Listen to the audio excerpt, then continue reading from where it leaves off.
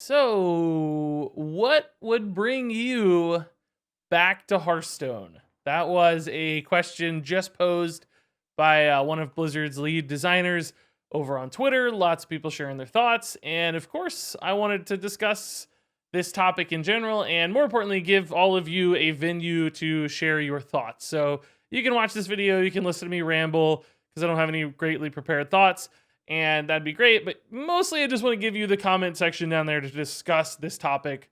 What would make you come back to Hearthstone? Because if you're not playing right now, there might be something that changes your mind and brings you back into the game. And I certainly have a lot of thoughts about some of the problems and challenges I think Hearthstone has to overcome to bring people back as well. So before I get into it, just a couple disclaimers. Number one, I don't have any data. I don't have any inside info on this one. Blizzard sees so much. I'm sure they have a lot of insights as to when and why people leave Hearthstone in many cases. So, I hope you'll enjoy my perspective and consider it an insightful one, but everybody in the comments has just as valid a perspective as I do because it's up to the individual person. Beyond that, I didn't really prepare any thoughts here, so this might be a little rambly and ranty, but hopefully it still makes sense. I should also note, I think the question being asked is different than the one I would ask. I think people do regularly come back to Hearthstone. At least that's what I see. When I'm on Twitch chat, we have some of the staple core audience who's there every single day in, day out. But we have a ton of people who pop back in for that first week of the expansion, every expansion. They're there for the hype moments and for when new stuff comes out. And then the bigger problem is they don't stick around. And, YouTube numbers reflect the same thing. Of course, there are giant peaks when an expansion comes out. That's to be expected. There's naturally hype.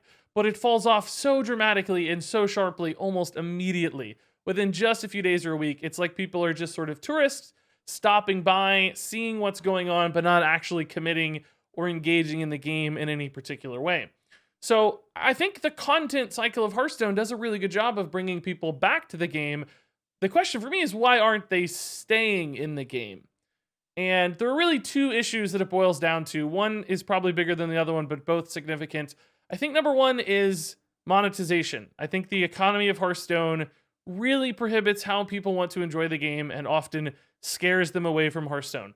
They see some awesome new card, let's say like Rattlegore in Skullman's Academy. You're like, oh my god, Rattlegore is so amazing.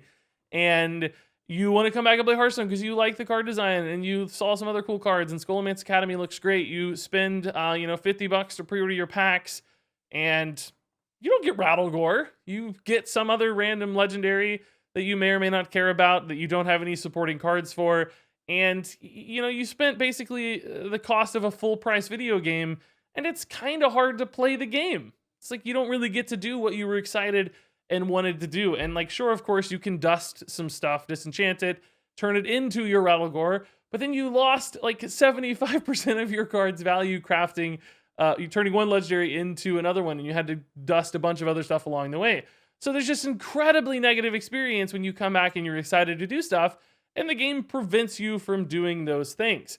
So I think the game is just too expensive. I think it could be cut in half and it would start to feel fine and maybe would still be too expensive in many ways. Now, of course, it's easier for me to sit here and say that I don't have my livelihood on the line as far as selling packs is concerned, like Blizzard does. There are people who have to be employed, but I've always been of the notion it's there's no actual physical cost or, inventory costs or overhead costs for creating a pack. It's not like, you have to ship it to a store, you have to print the cards. It's bits, right? It's a little bit of data transferred. So, you could sell twice as many packs at the same cost and you don't lose anything in the process. So in other words, I'd rather sell 100 packs for $50 twice than sell 50 packs at $50 once. And the theory is if you make the game cheaper, maybe twice as many people are going to buy those packs because it's such a significantly better deal. Now, clearly that's an incredibly simplistic way to boil down the numbers. Obviously, it doesn't work that well. I'm sure Blizzard has some data on this one as well to know those values, but we haven't really seen much variation or testing there, so I don't know where that data comes from. But in theory, if you cut the game in half as far as cost is concerned, you might sell twice as many packs and be exactly where you were with a much healthier audience that helps your game grow more because it gets more exposure. They bring their friends into it. And the feedback loop there is really positive. It can be very, very difficult to pull the trigger on those sorts of things because so much is at stake when you've got like 100 plus employees and shareholders and all these other things. So it's, I'm not holding anybody like responsible or saying they're stupid or dumb. And you shouldn't either, by the way. Keep it respectful. But that's the approach I would, in my mind, want to take. Is like, I think we could do more if the game were significantly cheaper. I should also just note in general, for all of us when we're discussing this, it's really, really easy to identify problems. It's much, much harder to present solutions to those problems, particularly feasible, realistic ones. A Blizzard employee would listen to that last thing and be like, oh, that's just not possible. We just can't do that. It doesn't make sense for 87 different business reasons.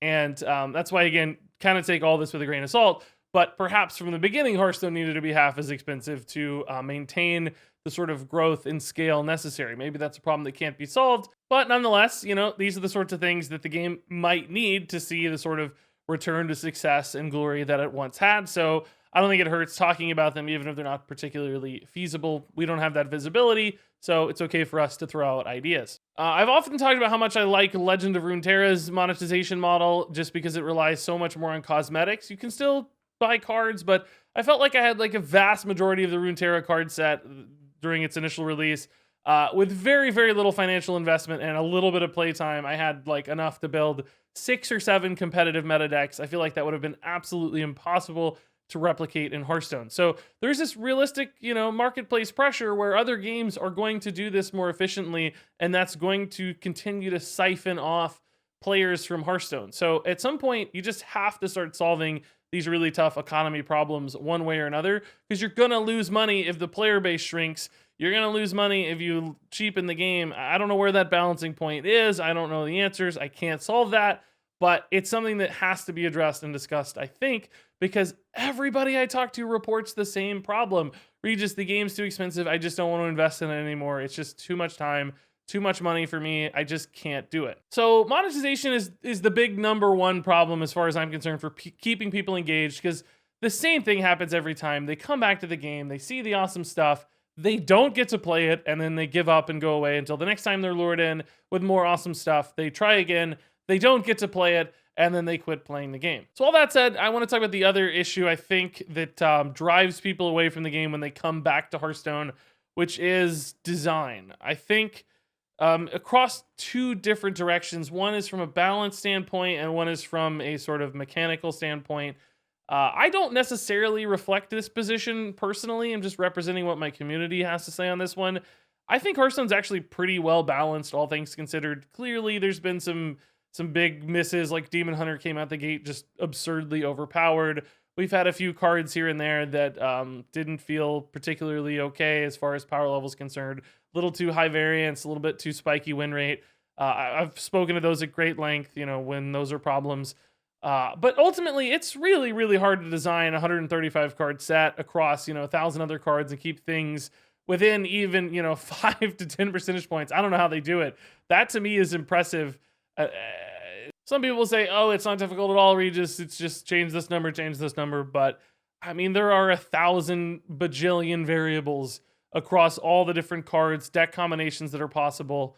It takes millions of players to figure out some of those problems over the course of a week, expecting a team of 20, 30 people, whatever it is on the design team, to figure those problems out, even over months, is just the scale isn't quite there. So I'm far more sympathetic to design issues. Like, of course, they need to be resolved when they happen, and they should be resolved quickly, but I don't blame people. That said, there are still a lot of people out there who come back to Hearthstone. They see how crazy powerful Demon Hunter is. They get super frustrated that they can't win a game, and they have to play the same deck every single game, and they don't come back. They leave.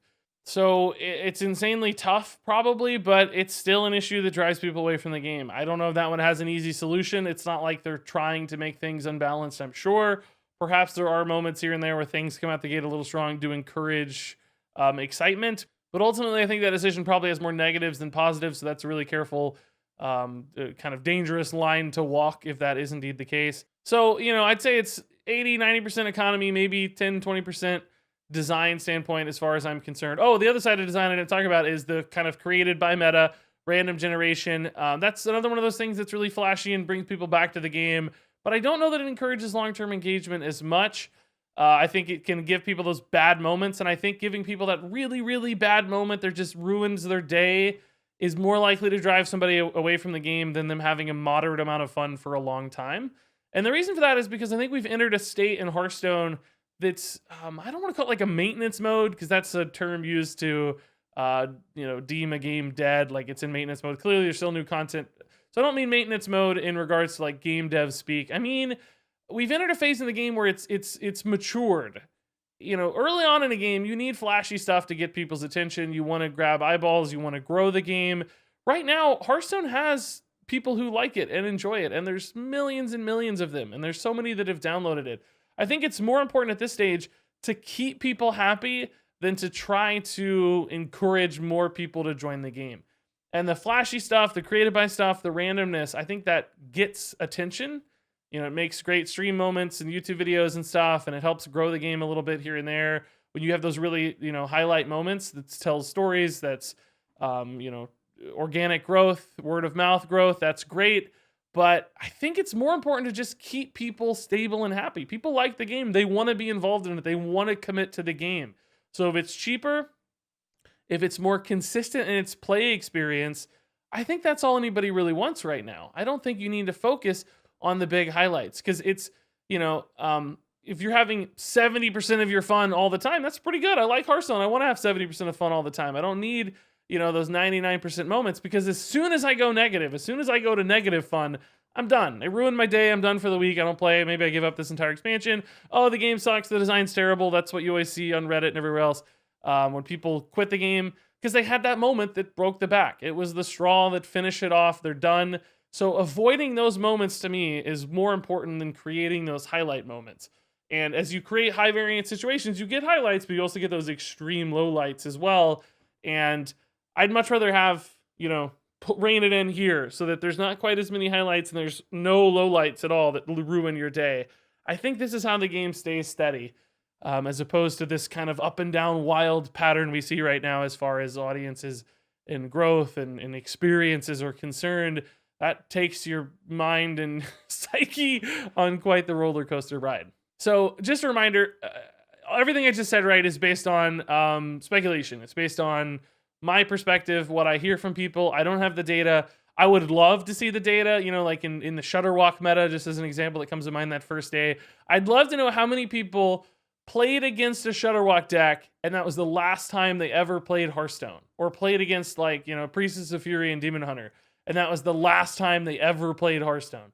I'd like to know how many people are driven away from the game by those really big negative experiences and never came back. Because I think there's something there as far as solving the retention problem that might exist in Hearthstone, or at least this sort of maybe not long-term retention problem, but mid-term retention problem between expansions where we see just enormous cliff-like fall-offs. So I probably have more to say, honestly. That seemed like a lot, though, and I think it's enough. So what would bring me back to Hearthstone? I'm obviously locked into Hearthstone. I still enjoy the game day to day. I still have a lot of fun. I think Skullmance is one of the best expansions we've ever had from a design and fun level standpoint.